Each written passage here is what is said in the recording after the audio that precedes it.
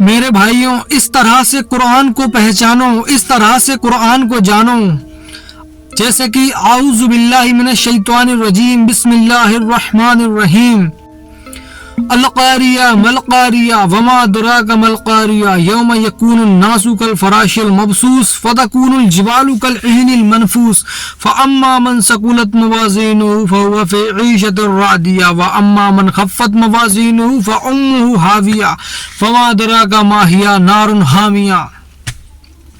کھڑکھڑانے والی کیا ہے، اور تم کیا جانو کھڑکھڑانے والی کیا ہے۔ اس روز لوگ ایسے ہو جائیں گے جیسے بکھرے ہوئے پروانے، اور پہاڑ ایسے ہو جائیں گے جیسے دھنکی ہوئی رنگ برنگی اون۔ اب جس کے اعمال کے وزن بھاری نکلیں گے وہ دل پسند ایس میں ہوگا، اور جس کے اعمال کے وزن ہلکے نکلیں گے اس کا ٹھکانہ حاویہ ہے۔ اور تم کیا سمجھے کہ حاویہ کیا ہے؟ وہ اللہ کی بھڑکائی ہوئی آگ ہے۔ وہ آگ ایسی ہے، بخاری مسلم میں حدیث ہے کہ دنیا کی آگ سے 70 گنا تیز آگ ہے جہنم کی۔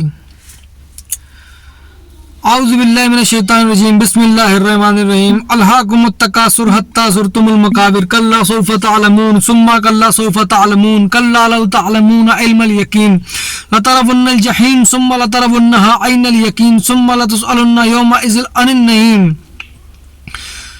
لوگوں تم کو زیادہ سے زیادہ مال سمیٹنے کی خواہش نے غفلت میں ڈالے رکھا، جہاں تک کہ تم نے قبریں جا دیکھی۔ دیکھو تمہیں عنقریب معلوم ہو جائے گا، دیکھو تمہیں عنقریب معلوم ہو جائے گا۔ دیکھو اگر تم جانتے یعنی یقینی علم رکھتے تو غفلت میں نہ پڑتے، تم ضرور دوزخ کو دیکھو گے، پھر تم اس کو یقین کی آنکھ سے دیکھ لو گے، پھر اس روز تم سے شکر نعمت کے بارے میں ضرور پرسش ہوگی۔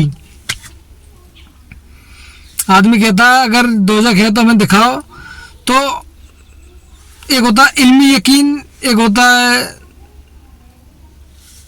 علمی یقین تو ہے ہم لوگوں کو وحی کے ذریعے کا، قرآن و حدیث پڑھ کے کہ ہاں علمی، لیکن ایک عین الیقین جو آنکھوں سے دیکھنا، وہ تو جب مر جائیں گے ہم لوگ تبھی دیکھا جائے گا، اور مرنے کے بعد توبہ قبول نہیں ہوگی، توبہ مرنے سے پہلے ہی ہے۔ اور حق الیقین، جب دوزخ میں جلے گا آدمی تب اسے حق الیقین ہوگا۔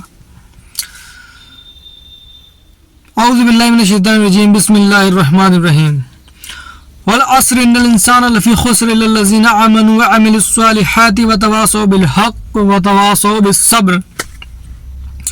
زمانے کی قسم کہ انسان نقصان میں ہے مگر وہ لوگ جو ایمان لائے اور نیک عمل کرتے رہے اور آپس میں حق پر چلنے کی تلقید اور صبر کی تاکید کرتے رہے۔ اب دو چیزوں میں تو آدمی امریکہ کا بھی اتر سکتا ہے، پاکستان کا بھی اتر سکتا ہے، لیکن جو دو چیزیں بعد میں اور آتی ہیں وہ تھوڑی کٹھن پڑ جاتی ہیں۔ ایمان اور عمل صالح میں تو آدمی اتر سکتا ہے، مسلمان امریکہ کا بھی، پاکستان کا بھی، انڈیا کا بھی، لیکن وتواصوا بالحق وتواصوا بالصبر، یعنی کہ ایک تو ایمان، اس کے بعد اچھے کام، پھر حق بات جو ہوتی ہے، کوئی آدمی غلط کر رہا ہے اور آپ کو حق بات پتہ ہے قرآن و حدیث کے ذریعے، تو اس کو وہاں تمہیں بتانا ہے کہ حق بات کیا ہے، اور جب تم حق بات بتاؤ گے تو اس پہ تکلیف آئے گی تمہارے اوپر، ہو سکتا ہے تم سے لڑائی کرے، وہ مارے، تو پھر وہاں پر تمہیں صبر کرنا ہے، تم کو بھی صبر کرنا ہے اور لوگوں کو بھی صبر کرنے کی دعوت دینی ہے، حق پر چلنے کی تلقید اور صبر کی دعوت دینی ہے، تو یہ لوگ کامیاب ہیں۔ اعوذ باللہ من الشیطان الرجیم، بسم اللہ الرحمن الرحیم، ویل لکل ہمزۃ لمزہ الذی جمع مالا وعددہ یحسب ان مالہ اخلدہ کلا لینبذن فی الحطمہ وما ادراک ما الحطمہ نار اللہ الموقدہ تطلع علی الافئدہ انہا علیہم موصدۃ فی اماد ممددہ۔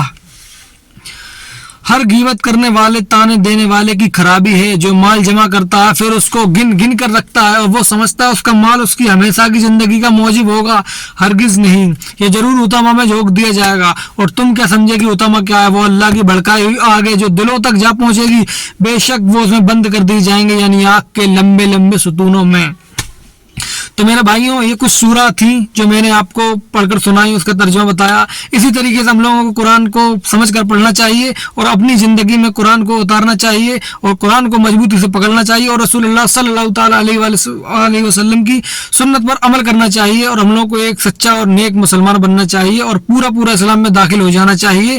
السلام علیکم ورحمۃ اللہ وبرکاتہ۔